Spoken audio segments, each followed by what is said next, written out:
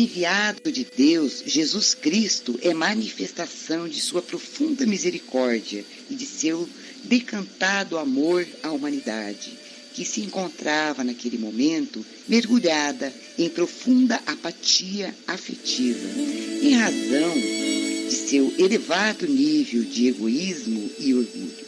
Chega o Senhor com a nobilíssima missão de resgatar os corações sofridos por negarem o amor, ajudando-os a se libertarem da lamentável prática de fazer justiça com seus instrumentos corrompidos pelos sentimentos inferiores, o que apenas os comprometia perante os mandamentos do Pai, visto que a ausência da caridade refletia indiscutivelmente a dureza daquelas almas. Boa tarde a todos. Que a doce e divina luz do Mestre Jesus nos envolva nessa tarde de estudo dessa sexta-feira. Hoje nós estamos falando aqui do centro do Brasil, Palmas, 40 graus. Eu costumo inclusive dizer que em condições normais a galinha não assenta, não pousa, não deita sobre os ovos, porquanto passa-se um período de 22 a 23 dias, os ovos geram. Aqui é um calor extraordinário. Meus irmãos, para dar sequência aos nossos estudos, eu gostaria que um de vocês, e espero, Frystone, que nós não tenhamos aquele pequeno descompasso de outrora, né? Eu gostaria que um de vocês colocasse um número, digitasse um número na área de texto de 1 a 288, por favor. 33, Idade de Cristo, Balque digitou, Zaninha 15, 19, Frystone. Vamos ficar com a Idade do Cristo? E nós vamos ler aqui, de Carlos Sérgio Pastorino, Balque. E quando eu digo Balque, eu estou falando aqui desde mim propriamente dito até a última pessoa que chegou na sala, as quais eu cumprimento todas. Não se impressione com os seus sonhos, Balque. Isso poderia levá-lo a extravagâncias ridículas. Viva acordado no bem e os sonhos serão belos e bons. Se alguma característica de verdade lhe for revelada num sonho, aceite-a com simplicidade. Mas não se deixe levar a interpretações supersticiosas. Procure sempre o lado bom das coisas. Tá aí, né, meus irmãos? Nós, biblicamente, até tem lá os sonhos de José prevendo seca, período de fartura na Bíblia, e nós somos sabedores. Nós somos sabedores que o sonho, quando do sono, o sonho algumas vezes pode ser algum interrelacionamento, alguma tratativa relativamente a interpretações dos sonhos. Você nunca deve fazê-la literalmente. Por quê? A maioria das vezes que sonhamos é reflexo, naturalmente, do nosso ir e vir, dos nossos pensamentos, das nossas angústias do dia a dia. Aquilo que eu pretendo realizar e não consegui, aquilo que eu pretendo fazer e não fiz, ou mesmo aquilo que eu pretendo e necessito e realizei. Então, são preocupações, são ações nossas diárias que sonhamos quando do sonho. E ocorre algumas vezes, a nossa doutrina nos orienta, nos explica que pode naturalmente ocorrer de uma comunicação do espírito Décio, do espírito irmão X, com o espírito desencarnado, e inclusive com o espírito encarnado. Posso muito bem. O meu amigo Balque está dormindo e houve um despreendimento natural. Eu, por consequência, estou dormindo. O meu espírito, vamos dizer assim, entre aspas, ele pode comunicar com o Espírito encarnado. Mas o que a mensagem está nos remetendo, nos está exortando, nos está direcionando, é para que não peguemos esse sonho como efetivamente a gente está percebendo, como efetivamente ele é nos passado. Porque quase sempre, conforme dissemos, é reflexo do nosso corre-corre diário. Muito bem. Ótimo, obrigado, parceiro. Muito bem. Então, devemos ver esses sonhos, porém não segui-lo da forma ou de como o mesmo foi nos passado quando do sono. Quando do sono. É verdade que, e aí é pior ainda, quando você sonha e vai em algum adivinho, em alguma pessoa que se jacta, que acha que pode interpretá-los, e você vai e de uma certa forma o procura no fito, com o objetivo de resolver aquele problema que está dentro de você, ou por outra, aquele problema que te perturba há muitos anos. Então, meus amigos, admiradores da doutrina espírita, a gente sente uma felicidade muito grande tê-los aqui, e você faz parte da Sala Luz. Alguns dos que aqui estão, eles ajudaram a colocar aquele tijolinho da evolutividade, da evolução da Sala Luz. Vamos agora, conforme está no banner, passar aos estudos dessa obra fenomenal. A obra Póstumas, né? É uma obra póstuma editada ela foi editada 21 anos após a morte de Kardec. Observa, 21 anos. E como isso ocorreu? Dona Amélie, que era uma senhora bem mais velha que Kardec, 9 anos, ela tocou a Sociedade de Estudo Parisiense, de Estudos Espíritas, praticamente sozinha, e os amigos de Kardec, chegando sempre para ela, Amélie, Gabriela e Amélie. Kardec a chamava de Gabi. Você precisa liberar os escritos de Kardec, porque Kardec era um espírito, era uma pessoa metodizada, muito inteligente, muito concisa. Ele era uma pessoa que anotava tudo, bastante coerente, naturalmente, e Amélie liberou esses escritos. Então, as obras póstumas, muito embora, em que pese ter sido editada, escrita, publicada 21 anos após a sua morte, mas são com escritos, anotações do próprio codificador. Anotações do próprio codificador. Vamos tentar ou resumir essa obra, e pretendemos nesses estudos de hoje fazer um resumo da obra e, se possível, falar da própria biografia bastante resumida também de Kardec. Quais são os seus elementos essenciais? É possível dispô-la em forma de estudo, de palestra? Como montar um roteiro para que nós, de 7 em 7 estudos, podemos ter esse contato?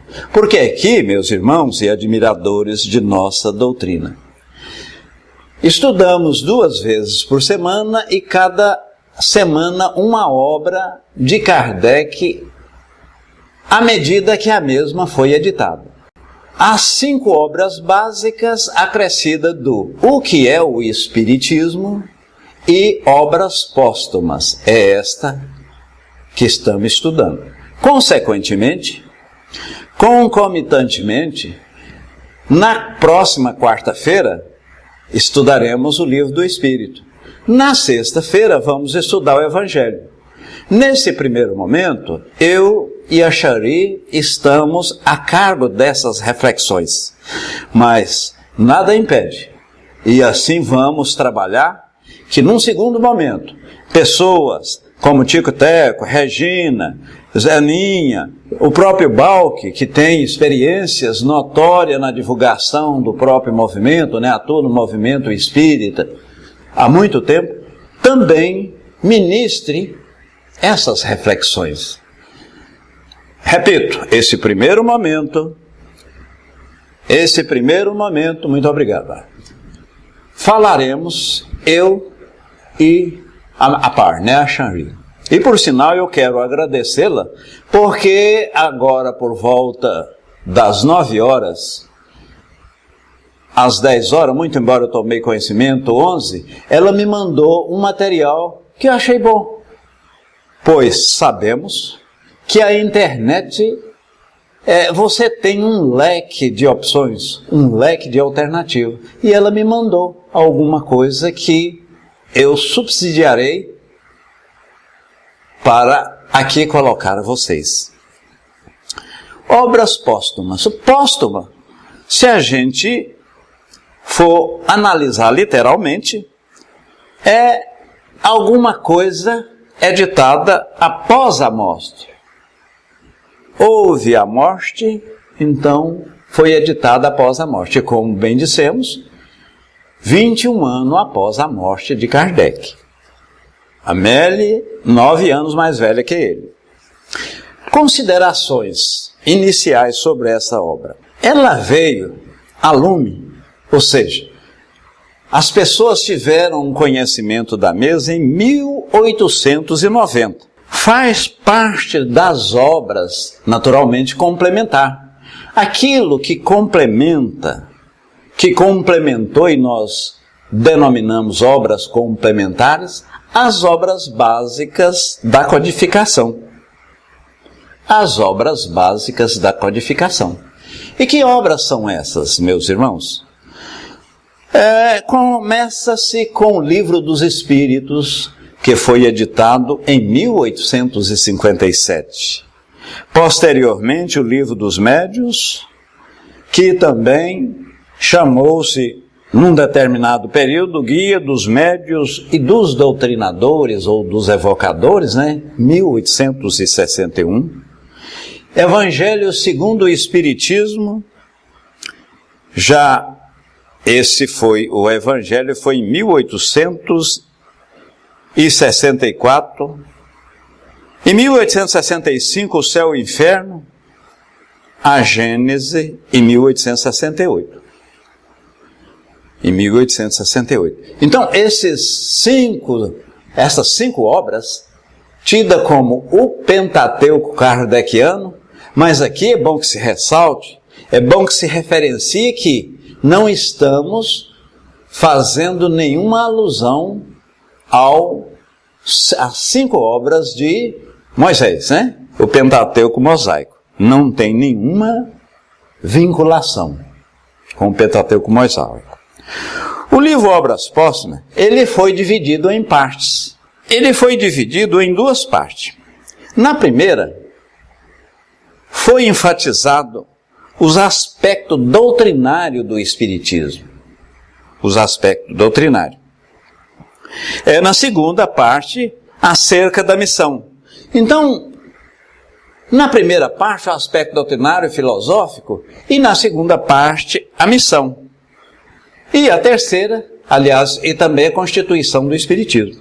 Veja bem, meus irmãos, que na constituição do Espiritismo, Kardec lá, e isso é na parte final dessa obra que vamos estudar, Kardec já era, por demais, preocupado com a divisão do movimento. Já havia briga, já havia querelas, já havia cisma dentro do próprio movimento. Chegou o ponto de Kardec naquelas viagens, e aqui falaremos alguma coisa da viagem de 1862, de Kardec falar: não vamos abrir mais centros espíritas naquela cidade circunvizinha de Lyon, porque é necessário, faz-se prudência, é coerente que tenha uma sustentação melhor e maior da doutrina dos espíritos. Porque senão, o que pode ocorrer?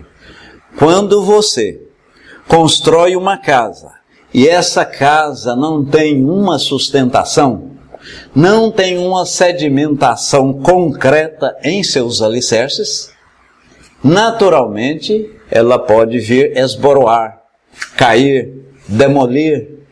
Kardec, na Constituição do Espiritismo, ele preocupou-se com isso.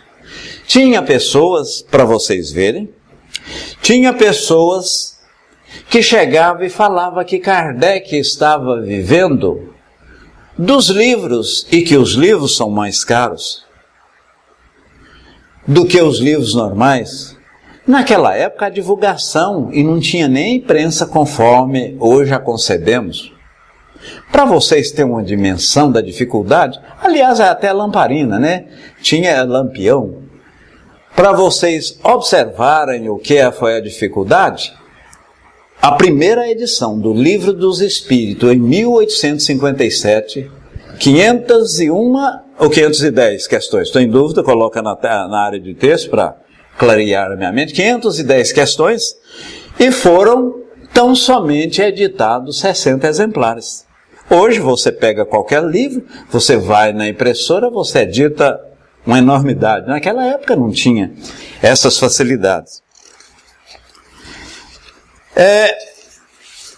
Então houve a edição dessa obra, né? Pois bem, meus irmãos, retornando aqui, a parte primeira, a profissão de fé espírita raciocinada. Alguns tópicos aqui vamos resumir. Em o Evangelho segundo o Espiritismo, Kardec afirma, isso é expressão dele, aquela expressão fora da caridade não há salvação, que Kardec designou-se um capítulo tão somente para essa afirmação é de Paulo de Tarso em espírito. De Paulo de Tarso em espírito. Agora, esta afirmação aqui é do próprio Kardec. Não há fé inabalável, senão aquela que pode encarar a razão face a face em todas as épocas da humanidade. Porque vocês observam que, sobretudo, na doutrina dogmática, fora da igreja não há salvação. Felizmente, a nossa doutrina é fora da caridade. Fora da caridade não há salvação. Assim, a profissão de fé baseia-se Deus, a inteligência suprema, causa primária de todas as coisas, que Deus é o Criador, né? A causa primeira, a causa causal, causa vestibular de todas as coisas. Em se tratando, e no caso Deus, ele não é matéria e nem espírito, porquanto o espírito em si, ele tem em sua constituição uma matéria pouco densa, uma matéria perispirídica, uma matéria quintessenciada. Então, o espírito é revestido dessa matéria que é o perispírito. Deus não é matéria. Em se tratando do corpo, faz ver que há uma alma, um princípio inteligente, alguma coisa que decide, que pensa, que orienta, alguma coisa que tem consciência.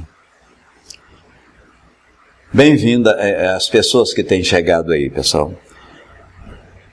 A manifestação dessa coisa, desse princípio inteligente, é a manifestação dos espíritos.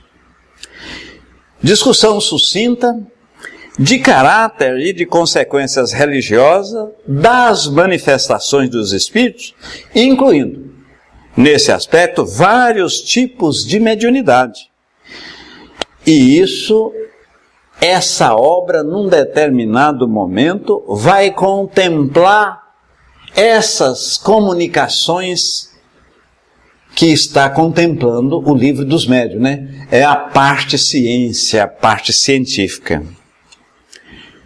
Aqui, nós não vamos, e a obra não entra, na constituição específica de Jesus, o Cristo.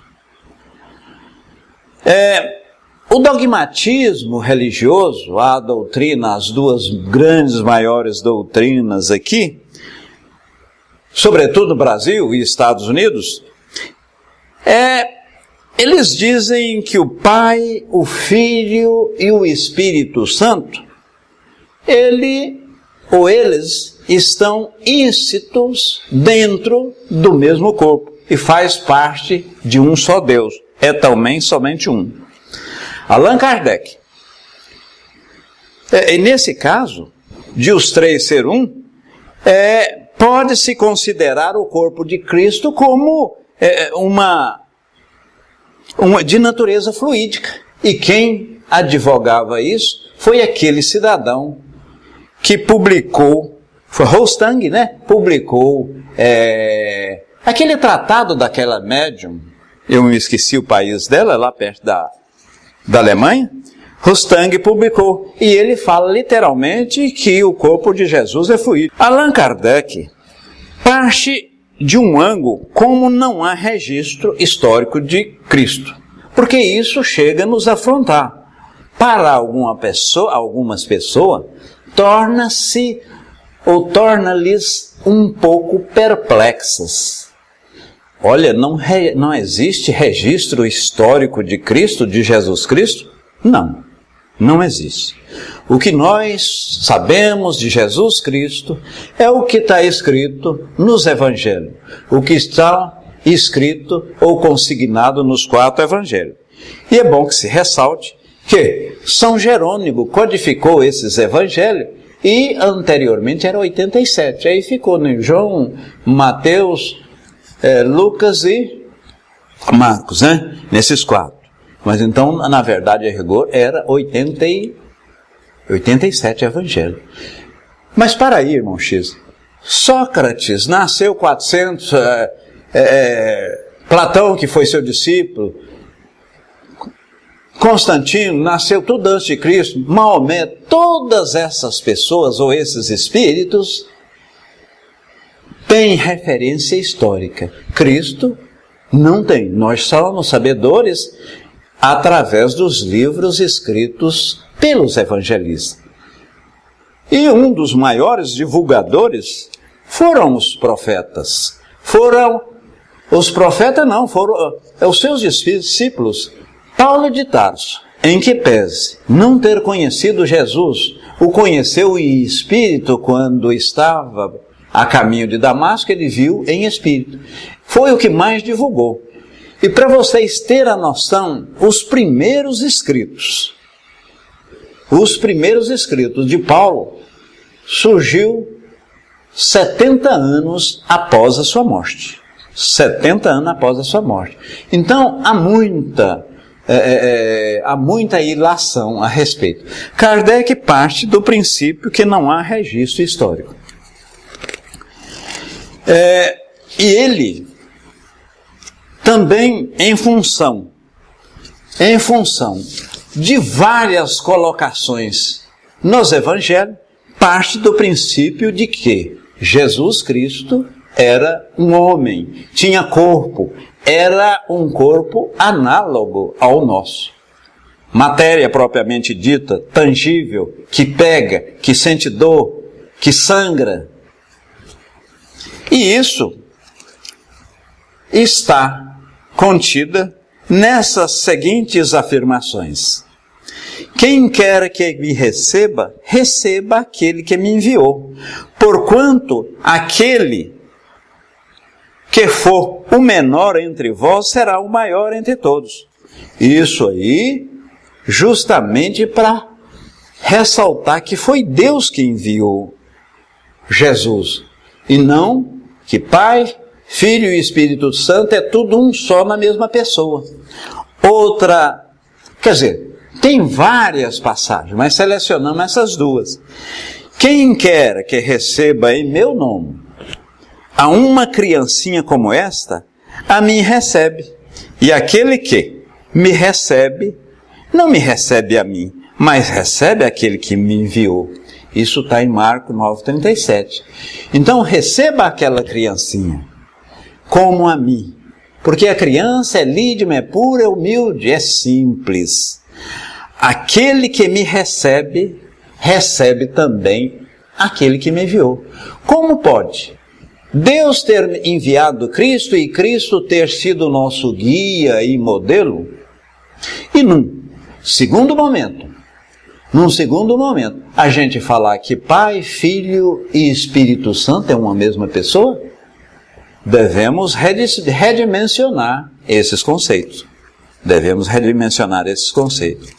Dando sequência, há uma pergunta aí. Se Jesus, Tico Teco está perguntando, se Jesus nasceu de mulher como qualquer outro?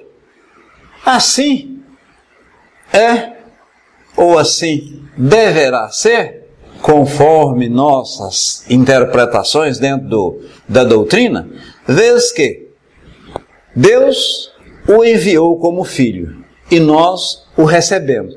Se assim não fosse, o fato de o mesmo ter sofrido no Calvário, ter sangrado, ter gritado, ter sentido dores, a própria mãe de Cristo, a Virgem Maria, ter ficado grávida, ter sentido as contrações do parto, seria tudo uma pilhéria, uma mentira. Aí estaríamos sancionando aquela outra teoria, aquela outra doutrina que diz que Cristo, a sua natureza é fluídica. Nós somos, a doutrina dos Espíritos é pelo Cristo como nós, com carne, osso, sentia dor. A dor, e ele sofreu tanto que não foi a dor física que foi a maior angústia, a sua maior perturbação, a sua maior dor propriamente dito. Mas, por vir a encarnar nesse mundo terra, por vir a encarnar, veja que eu não estou falando reencarnar, hein? Porque ele encarnou. Essa foi a maior dor. A dor de rebaixar o seu perispírito, né? Porque somos sabedores que em cada mundo que o espírito habita, ele tem que compatibilizar seu perispírito com aquele mundo. Então, essa foi a maior dor. Então, respondendo Tico-Teco, foi uma pessoa como nós. A regeneração das artes pelo Espiritismo. O Espiritismo, sintetizando, os 4 capítulos que tratam desse tema, poderíamos assim dizer. Numa visão comparativa, primeiro, que a arte pagã enalteceu a perfeição da forma. O que era mais bonito é os olhos, são as mãos, o corpo, a silhueta da pessoa, a arte, o bem-fazer, a arquitetura. Segundo, que a arte cristã ressalta a beleza da alma, né? A forma, embora os seus autores tenham enfatizado o sofrimento e a morte. Então o cristianismo, de uma certa forma, ressalta a beleza da morte. Terceira, que a arte espírita, sintetizando as duas anteriores, mostra a felicidade futura mediante as nossas ações aqui. Então, o Espiritismo, ele diz de forma clara, de forma cristalina e objetiva, de onde viemos, o que aqui estamos fazendo e em função do que aqui fizermos, para onde vamos, para onde iremos. Então estamos neste planeta de prova e expiações para preparar a nossa estada pós-terra, pós este orbe. Mas para aí, irmão X, você nesse caso específico está dizendo que daqui nós vamos para outro planeta, habitar outro orbe? Pode sim, mas se eu não salvei, se eu não coloquei a termo aquilo que eu planejei no mundo errático, eu com certeza voltarei a encarnar nesse mesmo planeta, o que nós denominamos reencarnação. Mas posso, naturalmente, sofrer uma evolução tal que, depois desta vida, ou melhor, vida só temos uma, depois dessa existência, nós iremos para um mundo melhor, para um mundo mais evoluído. Pode socorrer. Pois bem, a regeneração para o Espiritismo. Então, o Espiritismo diz que estamos preparando aqui para a morte. E não importa a maneira que morremos, importa, isso sim, a maneira que vivemos. Porque se vivemos uma vida proba, se vivemos uma vida de caridade, uma vida voltada ao próximo, com certeza teremos uma perturbação menor e galgaremos postos dentro do nosso processo evolutivo.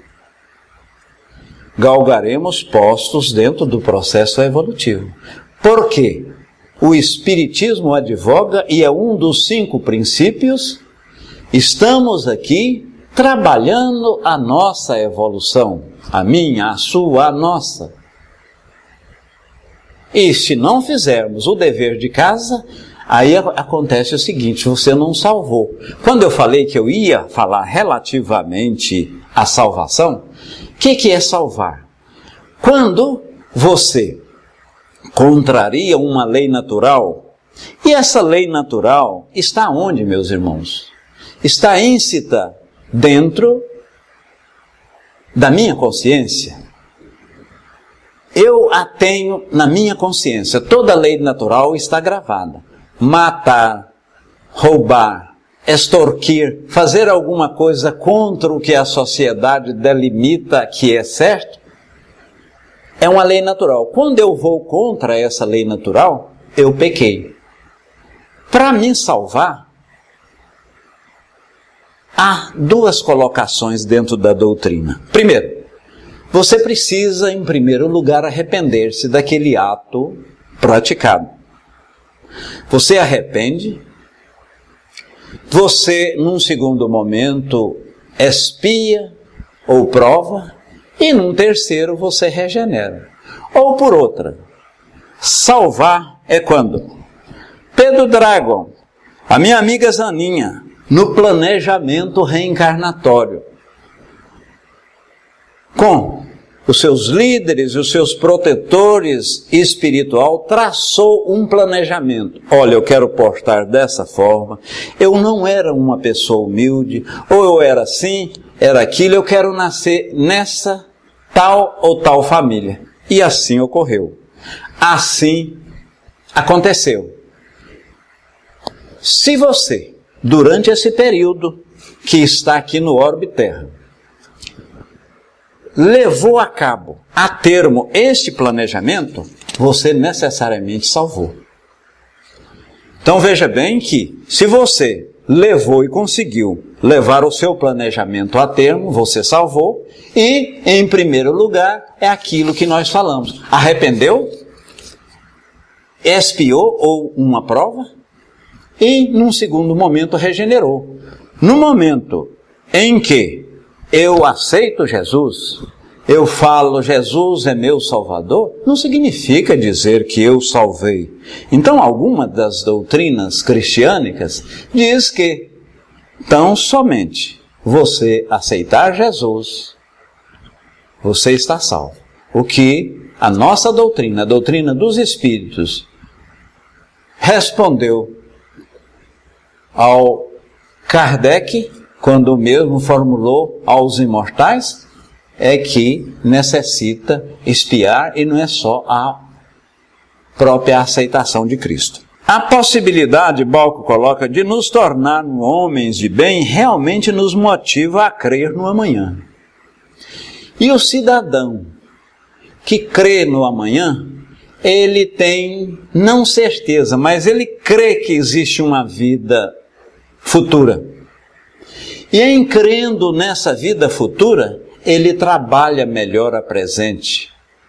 Se é que podemos falar, né, Balque, que há algum destino nesta vida aqui, é a destinação de sermos um dia espíritos perfeitos e morarmos, habitarmos num mundo praticamente imaterial. Há, sim, ainda um processo de reencarnação cuja matéria é tão pouco densa, ou tão volátil, né, que nós não a concebemos. Hoje, por exemplo, não sabemos como é formado o perispírito. Então, nesses mundos da divórcio, a matéria é constituída dessa matéria quintessenciada. Vamos encarnando, vamos evoluindo, aí sim podemos dizer que é destino. E isso vai ocorrer, irmãos filhos, por quê? Porque você quer, porque você trabalha, porque você labora, porque você é um homem de bem? Sim, tudo bem. O que eu faço vai diminuir esse caminho, mas por sermos filhos de Deus. E aqui na própria introdução, fala-se que há um princípio inteligente criado por Deus. E esse princípio inteligente foi criado num determinado momento, simples e ignorante no que pertine ao saber, ao realizar. Então, ocorre que Balque, que é uma pessoa proba, uma pessoa caridosa, uma pessoa que de uma certa forma faz o bem, sobretudo ao seu próximo, mais próximo, que são nossos familiares, e é bom que se ressalte, são os maiores cobradores, viu, meu irmão?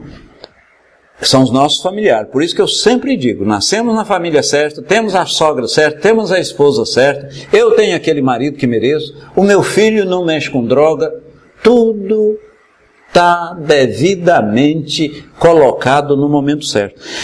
Se nós levarmos a termo e aquilo que planejamos dermos cabo, realmente funciona. Galgamos mais um degrau. Olha a escada de Jacó, constituída por inúmeros degraus. Mas, como temos a eternidade, não somos eternos, porque tivemos princípio. O que é eterno? É aquilo que não teve princípio e não terá fim. Nós somos infinitos. Por quê? Porque nós tivemos início. Como, irmão X? Nós tivemos início. Tivemos isso sim, porque falávamos há uns 5 minutos atrás que Deus nos fez simples, ignorante no saber. Na verdade, por implementação, por enfoque, por proceder de forma melhor do que outros, aquele que assim procede, naturalmente galga os degraus, naturalmente percorre a estrada mais depressa.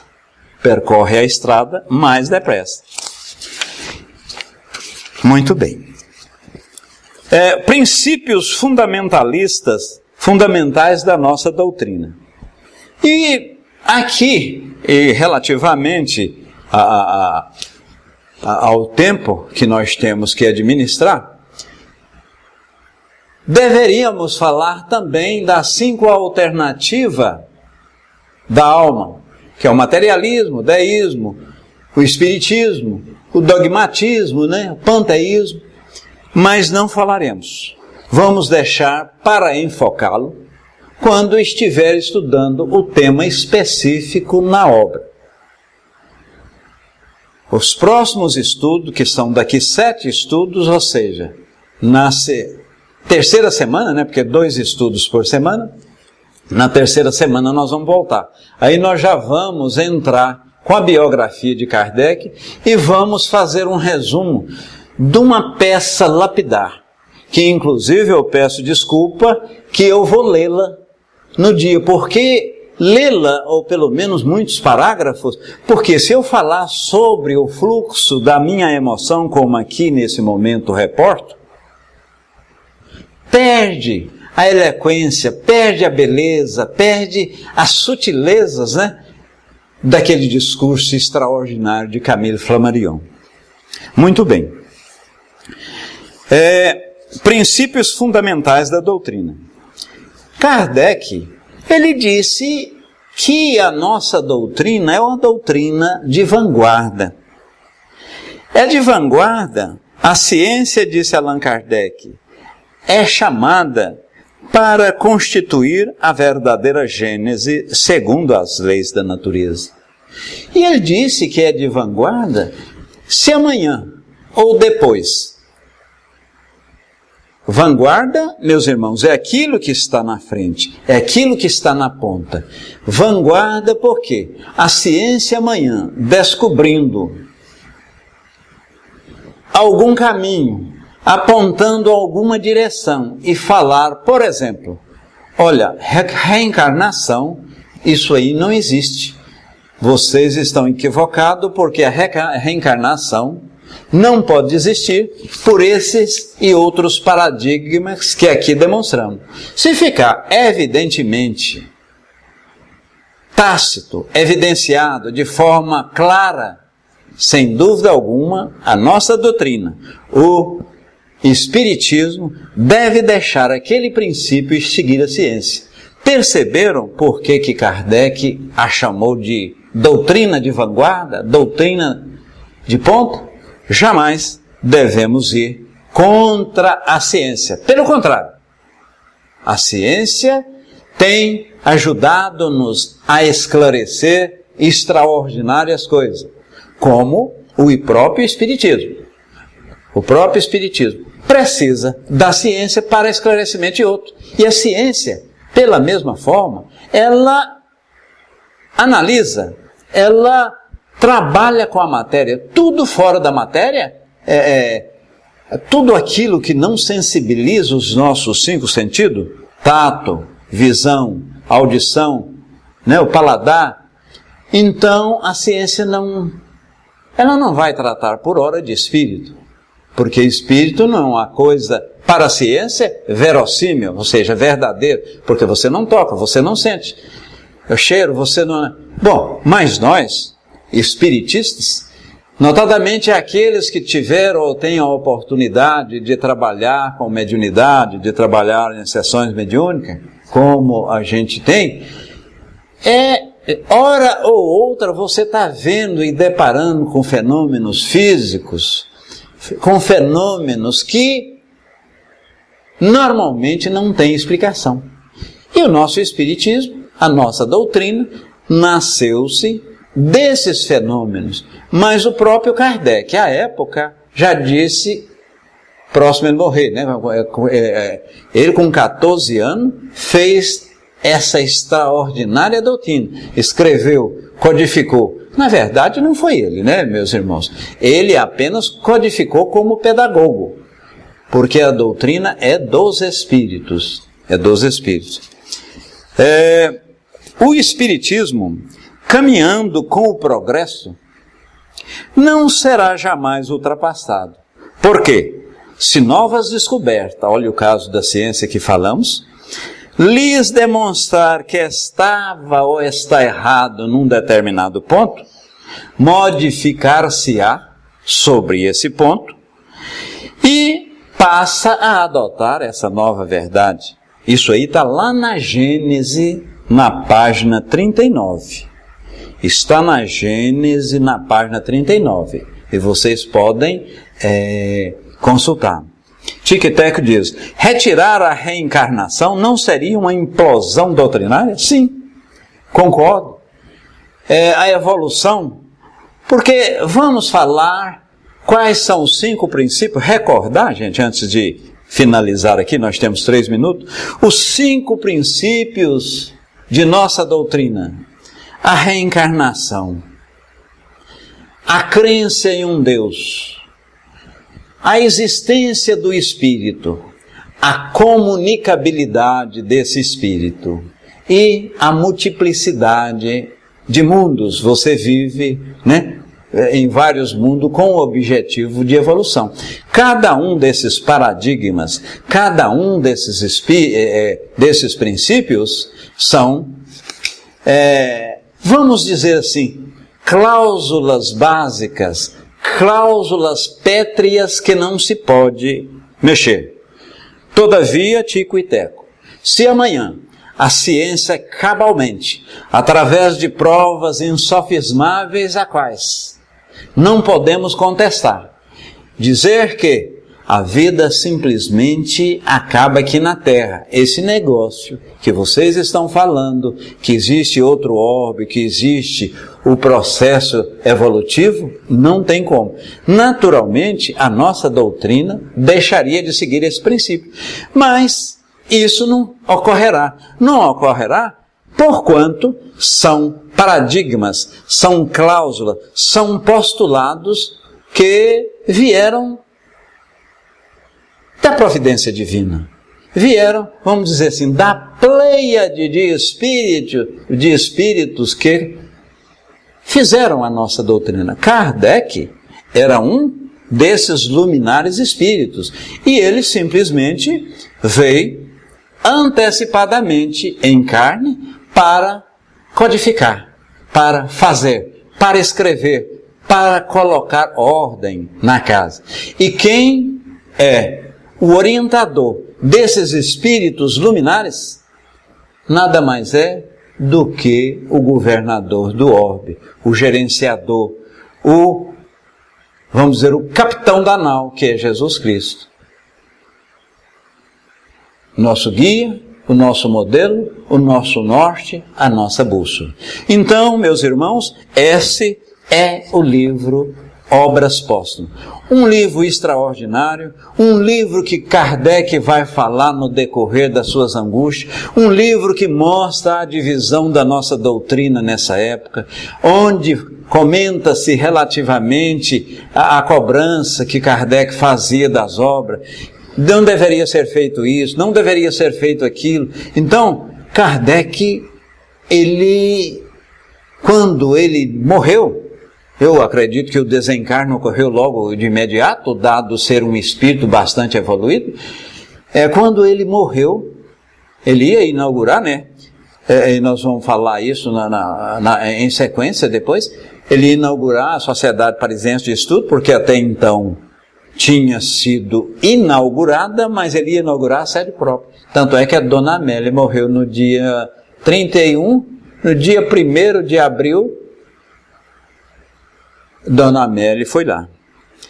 Meus irmãos, eu quero lhes abraçar, sempre afirmando, naturalmente, em primeiro lugar, agradecendo a espiritualidade dos 2 planos, sobretudo aquela que me inspira, que me intui, que me direciona, que diz constantemente, fala isso, fala aquilo, e eu lhes digo que nesse momento e em todo momento, eu estou falando em primeiro lugar para mim.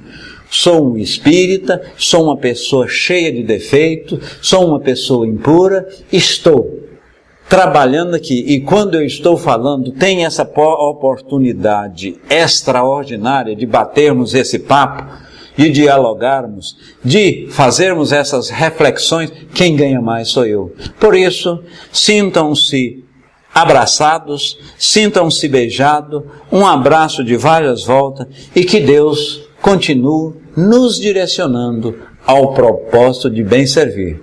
Essa doutrina é formidável. Eu vos amo como também a amo, sobretudo. Muita luz, muita paz. Boa tarde a todos. Xanri, você não sabe, você mais o 10, com que alegria eu me encontro com vocês agora aqui na sala, com a Miriam, com a Elcio, com a Maximilius, que só está nos ouvindo, pois está trabalhando, com a Catinha, Regina, com Pedro, o Fristone, Fraterna. Puxa vida, que bom, hein? Que nós estamos novamente com a sala Luz no Caminho, com esse trabalho maravilhoso que o Décio nos proporciona aí em Palmas, para que nós, à distância, eu aqui em Belo Horizonte, possa usufruir desse aprendizado tão maravilhoso que a doutrina espírita nos traz. Tomara que esses nossos irmãos, nossos guias espirituais, os espíritos que aqui estiveram conosco durante o nosso trabalho, possam carregar essas luzes para aqueles que muito mais necessitam, talvez bem mais do que nós mesmos. Que Jesus nos abençoe, que Jesus possa fortalecer a nossa fé, que Jesus, dentro da sua misericórdia, nos socorra quando das nossas fragilidades e que dê a todos nós a oportunidade futura de podermos realizarmos como esse trabalhos maravilhosos de amor e de caridade. Fiquem com Deus. Desce um meu grande abraço a você e que bom, meu irmão.